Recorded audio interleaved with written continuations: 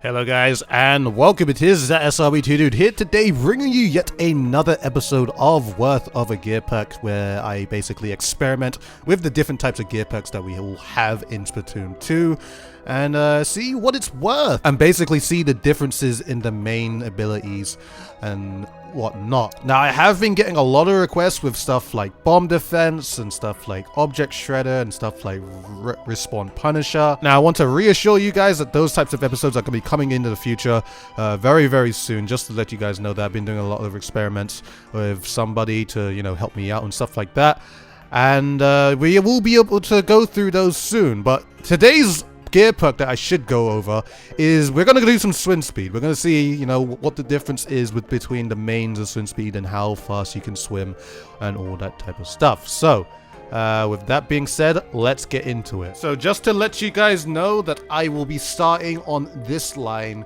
and I'll be going all the way towards the wall over there. So everything's going to start on this line and we're going to do the exact same test with all types of swim speed that we can manage. So let's get into it. So with swim speed, I'm going to do this a little bit differently. Instead of just saying this is the first test, this is the second test, and so on and so forth, I'm going to give you guys the percentages of how much faster you go when you put on each main of swim speed. Now, when putting one main of swim speed on, it is 300 of a second faster, and when putting two mains and then three mains, it's 200 of a second faster. It doesn't really tell us too much because the times are so quick, but from doing a little bit of math, from each main that you put on, it is roughly 3.9 or 4% faster with each main of swim speed that you actually put on. It also seems that if you were to put on more swim speed past three mains, it will stack worse and worse. Because from the times it was 300ths of a second and then 200ths of a second, and just from seeing that, I expect the margins to go closer as you put more on. I also did a second set of tests with the heavy weapons category in Splatoon 2. If you were to compare the swim speed of the heavy weapons category with every other weapon in the game,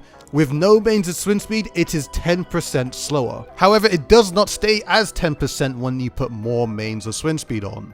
The margin between the two categories tend to get closer as you put more mains of swim speed on, meaning it could be a 3% difference due to you wearing three mains of swim speed. So as you guys can see, those were the tests for 0 mains of swim speed, 1 main of swim speed, 2 mains of swim speed, and 3 mains of swim speed. Now, in my honest opinion, I feel like that you should always have at least 1 main of swim speed. It's mainly just so that if you go into situations when you need to run away from someone or trying to quickly evade something, I mean, swim speed is just helpful in that because it makes you swim away much faster and all that type of stuff.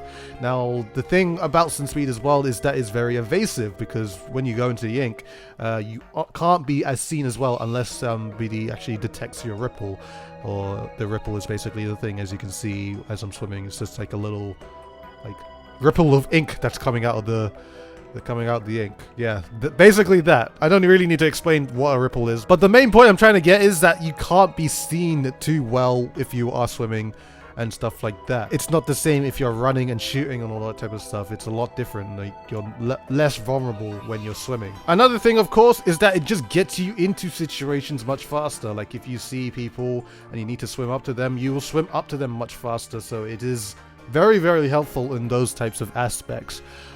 In game types like Rainmaker and such like that, swim speed is very helpful, because I mean, this should be common knowledge by now, but when you are holding the Rainmaker, your swim speed is decreased by a pretty large margin. So if you don't have any swim speed at all, and maybe even you're using a dynamo and an annihilator, you will swim very slowly. So game types like Rainmaker, if you're the designated Rainmaker carrier, make sure you put on that swim speed, because it will definitely help.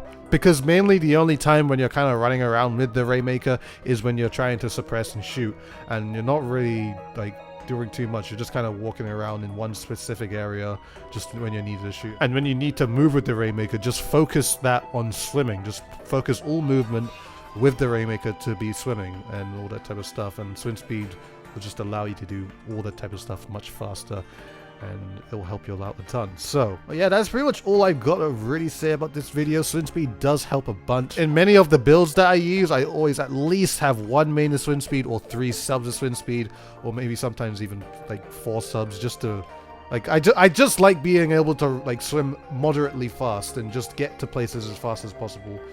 and I just feel like swim speed helps a bunch with that. But a lot of my builds, I run a lot of swim speed. So anyways, hope you guys have enjoyed this video. If you did, please like, favorite, comment, and subscribe to the channel. If you have not already, follow me on Twitter and Twitch, both in the description below. Do it for both if you're feeling generous.